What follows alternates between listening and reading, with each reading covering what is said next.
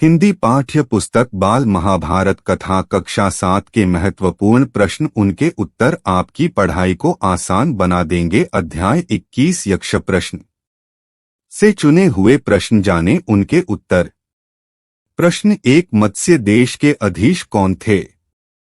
उत्तर मत्स्य देश के अधीश राजा विराट हैं।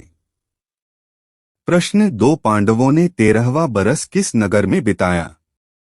उत्तर पांडवों ने 13वां बरस विराट नगर में बिताया। प्रश्न 3 यक्ष ने युधिष्ठिर को क्या वर दिया? उत्तर यक्ष ने युधिष्ठिर को वर दिया कि उसके चारों भाई जीवित हो जाएं। प्रश्न 4 यक्ष की बात सुनकर युधिष्ठिर ने क्या किया? उत्तर यक्ष की बात सुनकर युधिष्ठिर ने उसकी बात मान ली और बोले आप प्रश्न कर सकते हैं। प्रश्न 5 यक्ष के कहने पर युधिष्ठिर ने अपने किस भाई को जीवित करने को कहा? उत्तर यक्ष के कहने पर युधिष्ठिर ने अपने छोटा भाई नकुल को जीवित करने को कहा।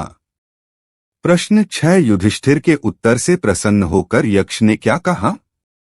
उत्तर युधिष्ठिर के उत्तर से प्रसन्न होकर यक्ष बोला राजन, मैं तुम्हारे मृत भाइयों में से एक को जीवित कर सकता हूं।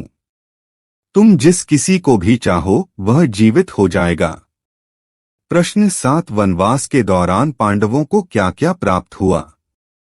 उत्तर वनवास के दौरान अर्जुन ने इंद्रदेव से दिव्यास्त्र प्राप्त किया, भीमसेन ने हनुमान से भेंट की और उनका आलिंगन प्राप्त करके 10 गुना अधिक शक्तिशाली हो गया और युधिष्ठिर ने स्वयं धर्मदेव के दर्शन किए।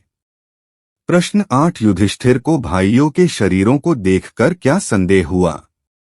उत्तर युधिष्ठिर ने जब ध्यान से भाइयों के शरीरों को देखा तो उन्हें यह कोई मायाजाल सा लगा, क्योंकि आसपास जमीन पर किसी शत्रु के पांव के निशान नजर नहीं आ रहे थे।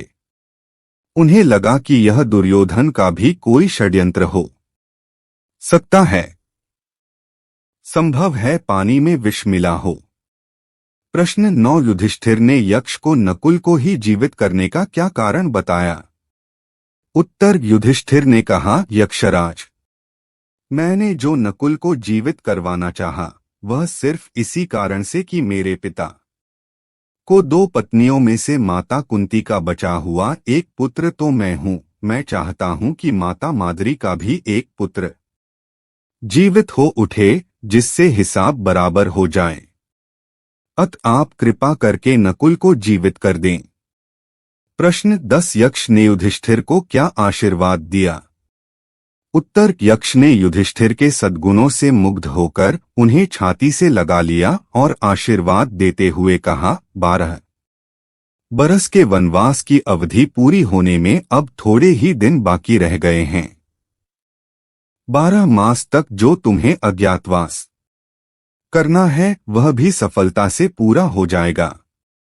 तुम्हें और तुम्हारे भाइयों को कोई भी नहीं पहचान सकेगा। तुम अपनी प्रतिज्ञा सफलता के साथ पूरी करोगे।